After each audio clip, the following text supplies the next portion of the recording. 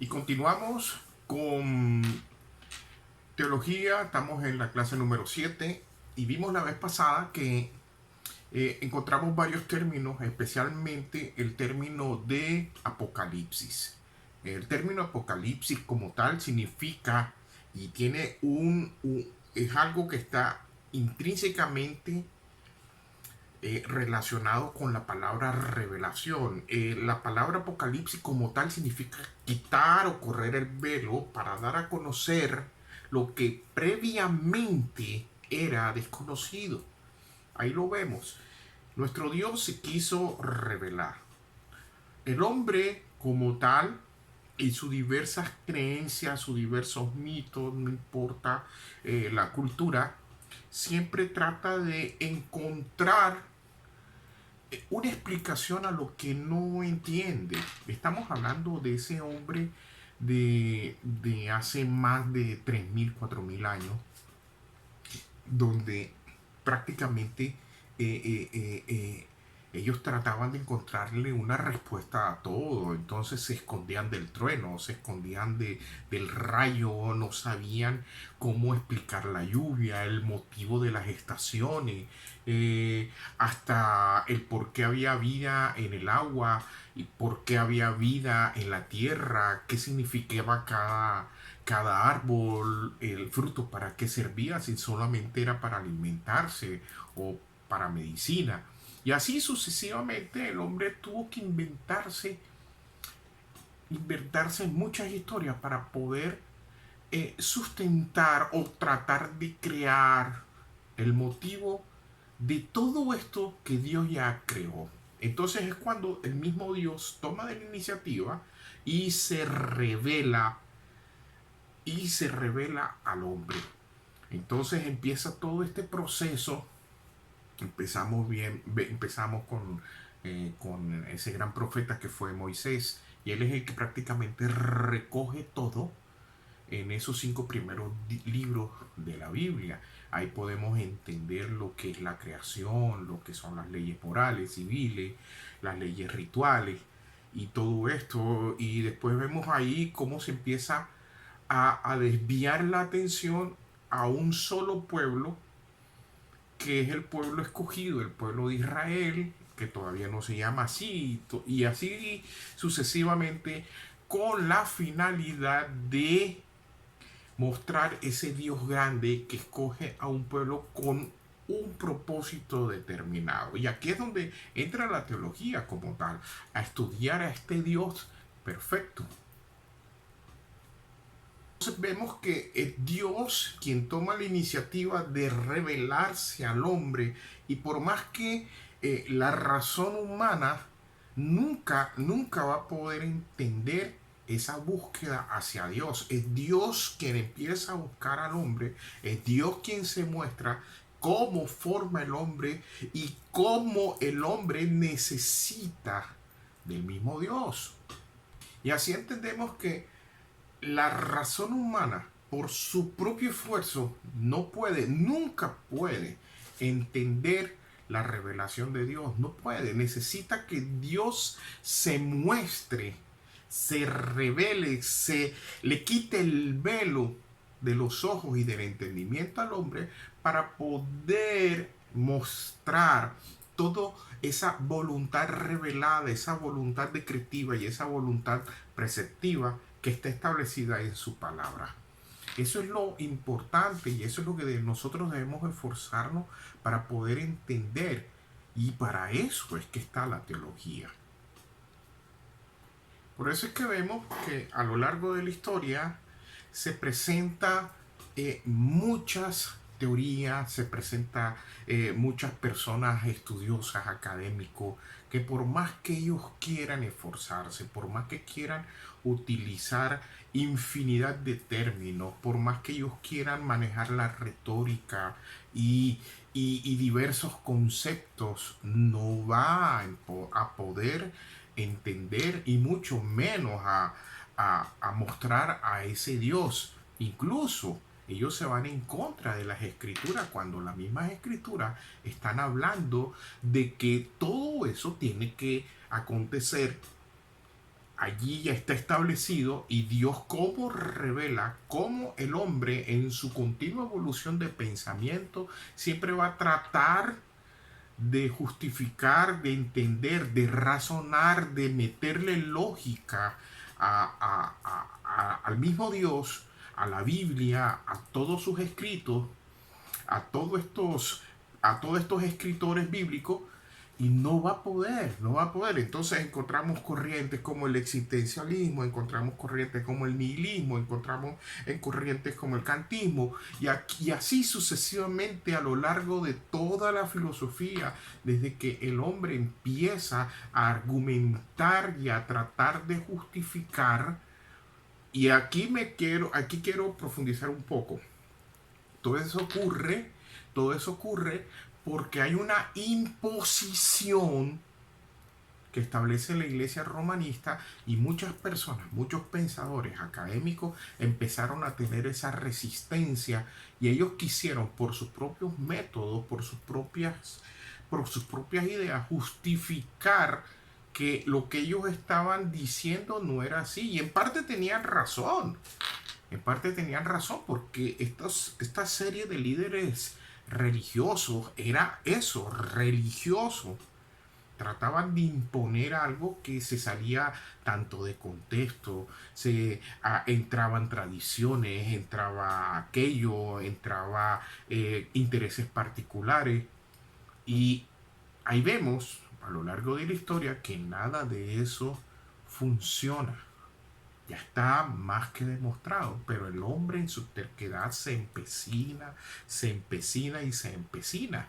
Entonces vemos movimientos que hay un despliegue a partir del siglo XX, una serie de movimientos, incluso en la teología moderna, donde, donde se plantea que la Biblia es un mito dicho por mismos teólogos. O sea, encontramos a teólogos que son ateos.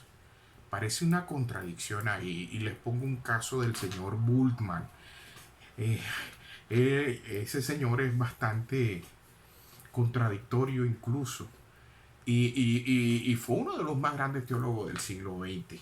Y así podemos ver diversas corrientes filosóficas que han hecho mella en el cristianismo moderno, han hecho o han tratado de hacer mella, incluso se han infiltrado en la iglesia con diversos tipos de pensamiento. Ahí vemos el caso de la nueva era, que se ha infiltrado, todavía está vigente, se ha tenido una serie de tentáculos que baja la guardia de un lado, pero empieza a meter por debajo otro tipo de información, torciendo las escrituras. Entonces aquí vemos que la revelación de Dios, cuando el hombre de Dios está involucrado con él en una buena comunión, está metido en una sana lectura, en un sano estudio, empieza el mismo Dios a mostrar este tipo de infiltración, a mostrar este tipo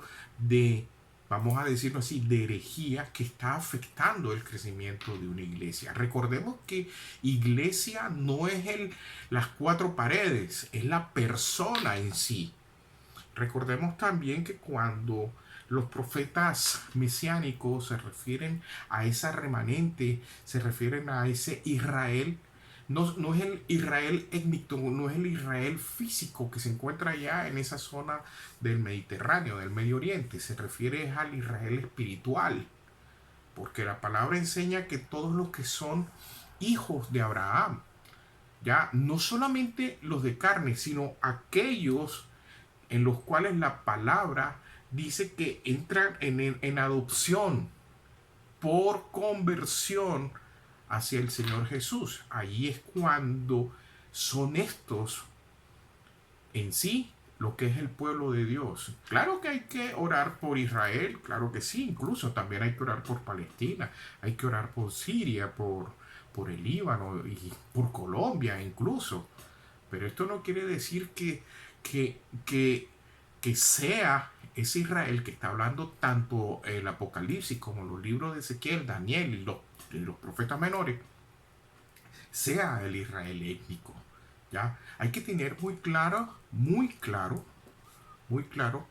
el contexto bíblico. Hay que manejar. Y aquí cuando me refiero al contexto bíblico me refiero en el caso de la profecía, el contexto histórico. Porque hay muchas profecías que se cumplieron a su tiempo y mucha gente toma pasajes diversos de las escrituras y lo quieren aplicar cuando ya está fuera del contexto. Ya, yo sé que que la palabra tiene total autoridad, claro que sí, pero no podemos obviar una serie de pautas para poder entender el texto, para poder entender el mensaje. Ahora, que el Señor ya te ilumine, el Espíritu Santo te ilumine en un pasaje determinado, es para que tú puedas entender una serie de cosas y cómo con eso puedes solucionar un problema o una circunstancia determinada. ¿Ya? Entonces, entendamos lo siguiente. Para entender la revelación, tenemos que ver dos puntos. Uno, la persona de Dios y los propósitos de Dios. La persona de Dios es cuando el mismo Dios le informa al hombre de sí mismo, quién es, lo que ha hecho, qué está haciendo, qué va a hacer y lo que quiere que haga el hombre hacia él. Y lo otro son los propósitos. Entonces vemos aquí que es el mismo Dios, su persona, la que le entrega al hombre ese conocimiento. Es el que tomó la iniciativa para que el mismo hombre paulatinamente, y lo vemos allí en la historia bíblica, vaya conociendo a ese Dios que se revela. ¿Ya? Él fue el que toma la iniciativa, el mismo Dios, y le dice al hombre qué es lo que debe hacer y qué es lo que quiere que haga Dios. ¿Ya? Entonces, para entender mucho mejor la revelación de Dios, tenemos que ir a otro segundo punto, los propósitos de Dios. Entonces, vemos que primero Él se muestra a sí mismo delante del hombre y ahora vienen los propósitos. Y cuando quiere Dios mostrar qué es lo que va a hacer, Él brinda la confianza. Entonces vemos a personajes allí en el Antiguo Testamento, especialmente en el libro, en los 5 primeros libros, vemos al caso de Noé, el caso de Abraham, el caso de Moisés, cómo toma a Noé y le muestra qué es lo que él va a hacer respecto a todo lo que está aconteciendo en el contexto o en el medio en el que se está desenvolviendo Noé. Ahí vemos entonces que él lo toma de una manera muy especial, se muestra a sí mismo y empieza a decirle al mismo Noé cuál es el propósito y empieza el mismo Dios a mostrarle qué es lo que tiene que hacer él. Entonces vemos que pasa eso con Noé. Cuando escoge a Abraham, Abraham le muestra las promesas que va a hacer con un pueblo, con la simiente que va a salir de él. Y a Moisés le muestra las leyes, los estatutos, le muestra en sí la parte decretiva y preceptiva para que el hombre en su libre decisión pueda empezar a hacerlo y recibir beneficios de parte de ese Dios que se está revelando. Entonces, para entender la revelación son uno, la persona de Dios y dos, los propósitos de Dios. Conforme a esto, podemos entender en sí lo que es la revelación del mismo Dios. Entonces vemos algo bastante importante. Para entender la revelación, el mismo Dios reveló las intenciones a una serie de personas tan especiales que es lo que conocemos nosotros como los profetas. El profeta Amós, y vamos al libro de Amós, me gustaría leértelo en la versión Nueva Traducción Viviente, en el libro del profeta Amós, en el capítulo 3, en el verso 7, dice, de hecho, el Señor soberano nunca hace nada sin antes revelar sus planes a sus siervos los profetas. Entonces ahí estamos viendo que cuando Dios tiene un propósito determinado, Él se revela ante estos personajes. Ojo, estamos hablando de la revelación. La revelación cerró con la última página del libro de Apocalipsis. Lo que existe ahora es lo que se conoce como la iluminación. Allí es donde hay que tener cuidado. Porque cuando ya tú empiezas a estudiar la Biblia y entonces quieres enfrascarte o quieres profundizar en lo que es la profecía como tal, la profecía tiene una serie de pautas porque entonces entramos en una rama especial de la teología sistemática que es la escatología o todo lo que es el evento futuro. Y entonces en el estudio de la escatología vamos a encontrarnos que muchas profecías ya se cumplieron, otras están por cumplirse, pero tengamos en cuenta algo y se los digo de una manera muy clara, de una manera muy directa y quiero hacer énfasis en eso. La Biblia, no importa la versión, no importa el idioma, sus autores utilizaron muchas figuras. La Biblia es un libro que maneja muchos símbolos. Si no hay una claridad del significado de la simbología bíblica, se puede incurrir en error. Se puede llevar a una mala interpretación.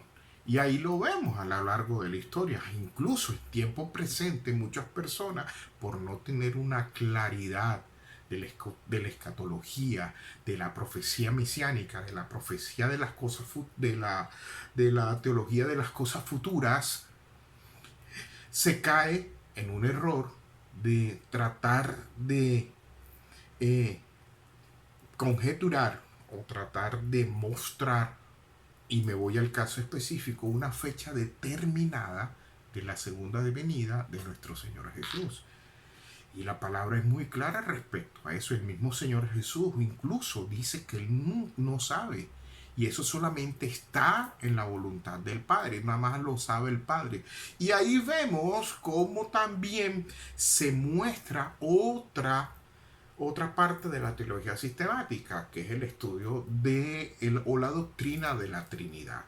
Entonces, para poder entender la revelación de Dios, incluso de las cosas que aún no han acontecido, nosotros tenemos que obligadamente remitirnos a las escrituras, ¿ya? Porque dice que en los últimos tiempos acontecerá una cantidad de señales y muchísimas señales. Se escucharán rumores y una serie de cosas. Se presentarán falsos maestros, se presentarán falsos profetas, se presentará el anticristo. Y hay una cantidad de cosas que la gente escucha, mas no quiere estudiar, no quiere leer, no quiere entender por sí mismo, porque ahí está el medio, ahí se encuentra el documento, pero no lo quieren tomar para corroborar lo que están escuchando o viendo. Y ahí es donde está el problema. El pueblo fue destruido porque le faltó conocimiento. Entonces, porque fulano, sutano o perencejo dijo que por la señal o por lo que estaba aconteciendo en el otro lado del planeta, porque pasó un desastre natural, entonces eso lo toma como una señal determinada de los últimos tiempos y de la venida inminente del Señor Jesús. La palabra no está diciendo así. Y la palabra no lo está diciendo así. La interpretación bíblica es de cuidado, es de mucho cuidado. La interpretación, perdón, de la profecía. ¿Ya? Hay muchas cosas, muchísimas cosas. Y yo quiero poner aquí mi opinión personal. Yo pongo en tela de juicio muchas cosas que dicen los famosos profetas actuales. Bueno, son conjeturas, son opiniones muy particulares y me estoy basando en muchos apartes de la Biblia y conforme a eso y a lo que está diciendo aquí el profeta Amós, si la revelación total es la escritura, entonces ¿qué nos va a revelar este señor o esta señora? ¿Ya? Vuelvo y les digo, es mi punto personal. Ustedes pueden discrepar con eso. Estamos para diversas opiniones. para diversos puntos de criterio. Y eso está bien, porque la misma palabra nos insta, nos lleva a que tengamos un pensamiento crítico de toda situación a nuestro alrededor. Está muy bien, porque eso quiere decir que la misma palabra nos está llevando a pensar respecto a cuál es el propósito que tiene Dios, que quiere Dios, ¿ya? O cómo se está mostrando Dios, cómo se está mostrando la persona de Dios. Entonces, vemos aquí en el caso del profeta Amós, que él revela las intenciones o los propósitos que tiene Dios, se los revela primero a sus profetas. Pero hay algo bastante particular, muy especial, es un pasaje de los que más me gusta en las escrituras, y lo podemos ver, y voy a basarme en la misma versión, nueva traducción viviente, en el Evangelio de Juan, en el capítulo 15, versículo 15, y me voy a la escritura y dice así la escritura: ya no los llamo esclavos. La Reina Valera dice siervos. Ustedes ahora son mis amigos porque les he contado todo lo que el Padre me dijo. Y aquí hay algo muy especial. Ya. Cuando nosotros y los que son conversos al cristianismo como tal, los que tienen esa relación con el mismo Dios, los que están en esa comunión, no sé, me podrían entender mucho mejor. Cuando la persona se convierte a Jesús, empieza a seguir todas sus pautas, empieza a enamorarse más de su palabra, el Espíritu Santo empieza a actuar y a ser parte de ahí, porque así lo dice la Escritura. Entonces viene algo acá que dice: a ustedes ahora son mis amigos. Ya entramos en un círculo muy íntimo, entramos en un espacio diferente al resto de la humanidad. Empezamos a ser parte de la familia de Dios. Y Él dice aquí: porque les he contado todo lo que el Padre me dijo. Y aquí quiero llegar al punto del Espíritu Santo. Dice las Escrituras que es necesario que Él tiene que irse. Y aquí se refiere cuando estaban allí, estaba el Señor Jesús hablando con sus discípulos, con su círculo íntimo, ¿ya? Él le dice: es necesario que yo me vaya. Me tengo que ir, porque si yo no me voy, no puede venir el Espíritu Santo, quien los va a bautizar, quien los va a tomar y les va a recordar todo lo que yo les he dicho. Incluso les va a mostrar muchas cosas más. Pero es necesario que yo parta para que Él venga. Y entonces ahí podemos encontrar diversos puntos. Entonces vemos que en este pasaje dice: ustedes ahora son mis amigos porque les he contado todo lo que el Padre me dijo. Ustedes, todo lo que el Padre me dijo. Ahí está la revelación que les está diciendo el Señor Jesús a sus discípulos. ¿Ya? Y por eso es que dice el 16: ustedes no me eligieron a mí. Ya yo los tenía predestinados, los tenía escogidos. Y ahí vemos otra doctrina que habla la teología sistemática, que es la doctrina de la predestinación. Dice: yo los elegí a ustedes, les encargué que vayan y produzcan frutos duraderos. A que hace alusión a la vid verdadera. Así el Padre les dará todo lo que pidan en mi nombre. Entonces, ahí eso es lo que dice que pidan en mi nombre, como lo dice el señor Santiago, o el otro, uno de los... Ese fue, les comento, Santiago es el mismo Jacobo que encontramos allí en la Biblia. Él era el medio hermano del Señor Jesús. Ahora me pueden tirar piedras por eso, porque van a decir: no, María no tuvo más hijos. Bueno, eso es lo que dice el romanismo, eso es lo que dice la iglesia de Roma, pero ella sí tuvo más hijos. Entonces el señor Santiago está diciendo que una de las tantas cosas que le pidamos al Padre, y Él nunca nos los va a negar, es la sabiduría. Es que con la sabiduría nosotros entendemos mucho mejor la revelación de parte de Dios que está en su palabra. Ahora bien, entonces hay otro pasaje también muy especial relacionado con la iniciativa que tiene Dios de revelarse al hombre, y vemos que es el mismo Señor Jesús quien se le presenta ya al anciano Juan, el último de los apóstoles. Él no fue martirizado, él murió ya de una edad muy avanzada, no se establece qué edad tenía cuando él fallece o algo por el estilo, pero es el mismo Señor Jesús quien se le presenta a Juan, y podemos ver el pasaje en Apocalipsis capítulo 1, versículo 1. Estoy utilizando la misma versión, nueva traducción viviente, para que tengan en cuenta eso, y dice: esta es una revelación de Jesucristo, la cual Dios le dio para mostrar a sus siervos los acontecimientos que deben suceder pronto. Entonces vemos que para los que han leído el libro de Apocalipsis, muchas personas le tienen disque miedo. No entiendo el motivo del por qué tenerle miedo. Al contrario, es uno de los libros más hermosos por la cantidad de figuras y la cantidad de símbolos que maneja.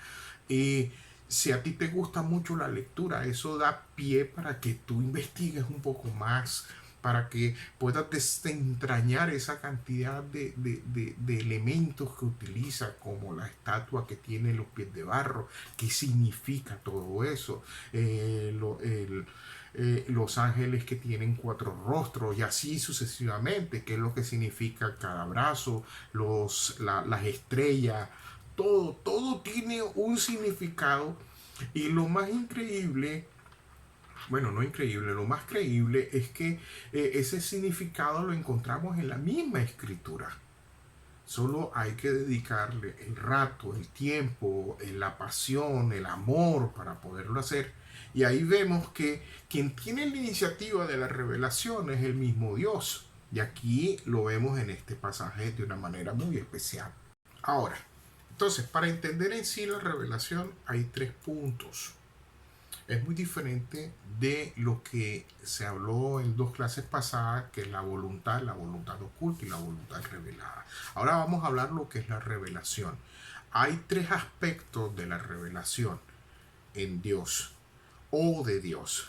El primer aspecto es una revelación general.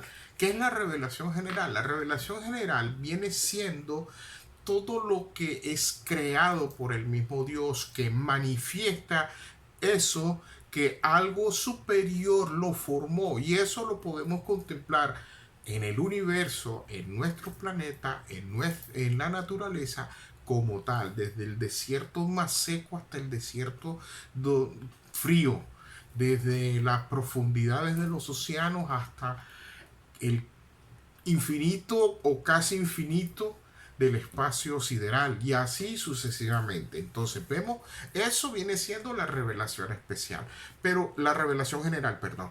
Hay otra revelación que es la revelación especial. La revelación especial viene siendo aquello que encontramos o que es las escrituras. Ahí vemos todo lo que es la voluntad de Dios, la voluntad revelada de Él, los propósitos. Ahí vemos la voluntad decretiva y la voluntad preceptiva del Señor. Y también hay otro punto que viene siendo la revelación más allá que la especial. Entonces, por decirle un término, vamos a decirle la revelación especialísima. ¿Qué es la revelación especialísima? Lo que yo les comenté hace poco es la iluminación de la revelación especial. O sea, es el tener una comprensión tal de las escrituras, de la revelación, de la voluntad de Dios, que lo que es la guía de parte de su poderoso Espíritu Santo. Esa es la revelación especialísima. Entonces, podemos ver que la revelación general, hay un pasaje muy especial en las escrituras, y lo vemos en el libro de Salmos, que se encuentra en el Salmo 19, versículo 1 en adelante. Dice: los cielos proclaman la gloria de Dios, y el firmamento despliega la destreza de sus manos. Quisiera leértelo en la Reina Valera, versión 60. Y ese salmo dice así: los cielos cuentan la gloria de Dios y el firmamento anuncia la obra de sus manos. Un día emite palabra a otro día y una noche a otra noche declara sabiduría. No hay lenguaje ni palabras ni es oída su voz. Por toda la tierra salió su voz y hasta el extremo del mundo sus palabras. En ellos puso tabernáculo para el sol. Y este, como esposo que sale de su tálamo, se alegra cual gigante para correr el camino. Entonces ahí vemos, profundizando un poco más en el Salmo, cómo es el transcurrir de un día. Recordemos lo que les dije hace poco. Los autores bíblicos, inspirados por el poderoso Espíritu Santo, muchas veces utilizaban figuras literarias. Y esta es una poesía impresionante. Y él hace esa relación de cómo el sol viene siendo el esposo de la luna, y podemos ver una cantidad de hermosas expresiones para poder vislumbrar la revelación general del mismo Dios, lo que ocurre en la naturaleza, lo que nuestros sentidos pueden percibir de una u otra manera. Hay otro pasaje que habla de la revelación general, lo encontramos en el Nuevo Testamento, en la carta a los romanos del apóstol Pablo. Dice en Romanos capítulo 1, verso 20, me remito en este caso a la Nueva Traducción Viviente, dice así: pues desde la creación del mundo todos han visto los cielos y la tierra, por medio de todo lo que Dios hizo. Y ahí vemos un despliegue de la revelación general, como en este caso Pablo les está diciendo a los romanos que la creación, todo lo que está ahí, está mostrando a ese ser superior que lo hizo, que es el mismo Dios. Sigue diciendo la escritura: por medio de todo lo que hizo, lo que Dios hizo, ellos pueden ver a simple vista las cualidades invisibles de Dios, su poder eterno y su naturaleza divina. Así que no tiene ninguna excusa para no conocer a Dios. Mira esto. Ya de entrada, el apóstol Pablo les está diciendo a la humanidad en general que no hay ninguna excusa para desconocer a Dios. La naturaleza es una manifestación de la creación de ese ser superior. Aquí lo vemos, él lo está diciendo. ¿Ya? Más adelante sigue en el contexto el por qué ellos no le dan las gracias y todo eso, cómo se descarrían. Pero aquí lo que nos muestra el pasaje en el versículo 20 de Romanos capítulo 1 es la revelación general. Y estamos utilizando esto como un ejemplo y cómo la misma palabra muestra esto. Hay otro pasaje donde está también la revelación general del mismo Dios, y lo podemos encontrar en el profeta Jeremías, en el libro del profeta Jeremías, en el capítulo 10, los versículos 2 y 13. Dice así, estoy utilizando nuevamente la Nueva Traducción Viviente, dice la escritura: el Señor hizo la tierra con su poder y la preserva con su sabiduría. Con su propia inteligencia desplegó los cielos. Cuando habla en los truenos, los cielos rugen con lluvia. Él hace que las nubes se levanten sobre la tierra, envía el relámpago junto con la lluvia y suelta el viento de sus depósitos. Ahí vemos también esas figuras literarias que está utilizando el profeta para mostrar toda esa grandeza de la revelación general de Dios. Y esto es hermosísimo. Yo te recomiendo cómo el profeta Jeremías habla y hace un énfasis de esa hermosura en la creación del mismo Dios, del por qué también el hombre no quiere reconocerlo ni nada, sabiendo que también es producto de esa creación. Entonces, en una próxima clase, o sea, la clase número 8, vamos a ver lo que es la revelación especial, lo que realmente nos concierne mucho más, lo que ella es su palabra. Ahí vamos a ver en la teología sistemática cómo es esa revelación especial.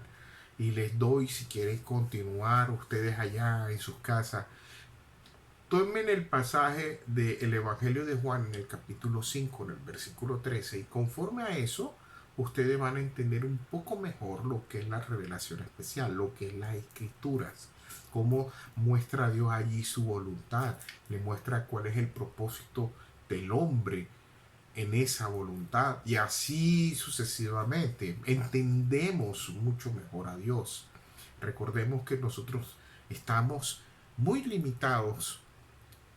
También recordemos que somos creación y todo eso hace que por más que razonemos y utilicemos de aquí o de allá, no vamos a entender si no es por medio de la revelación especial a Dios. Ya no vamos a entender ni siquiera su voluntad revelada, sino es por medio de su poderoso Espíritu Santo que nos ilumina en todas sus escrituras. Por el buen, y les digo, es de cuidado cuando se toca el tema de la profecía, cuando se toca la escatología, porque es que con eso se especula mucho. Y la palabra en ese sentido, él muestra ahí, como lo vimos en Deuteronomio 29, capítulo 29, versículo 29, lo que él quiere mostrar nos lo entregó a nosotros. Lo otro es de él, es de sí mismo. No lo quiere mostrar, ese es su asunto. Y tratarlo de buscarlo, vuelvo y les digo, es meterse en un problema muy grave. Podemos tener cuanto título, tener un coeficiente rayando al de Einstein y así, pero no vamos a entender. Él, se cumple lo que dice la escritura, él confunde a sabios y entendidos y lo que él quiere mostrar se lo muestra a esos pequeños. Ese es el Dios que tenemos, el Dios que adoramos y el Dios que alabamos. Soy el pastor Josué Ávila Pérez. Nos vemos en una próxima clase. Vamos hacia Teología capítulo 8. Y espero que tengan un repaso desde la primera hasta ahora para que vayas entendiendo de qué trata la teología. Es una rama muy hermosa del conocimiento porque vemos la voluntad de Dios y tratamos de entender la voluntad de Dios a lo largo de las escrituras. Son pasajes, hay muchos pasajes clave que nos muestran y conforme a eso nos enamoramos más y más de su palabra y así podemos nosotros reforzar, entrar en una comunión íntima con nuestro Señor Jesús. Te bendecimos en el nombre de Jesús, a ti y a toda tu casa.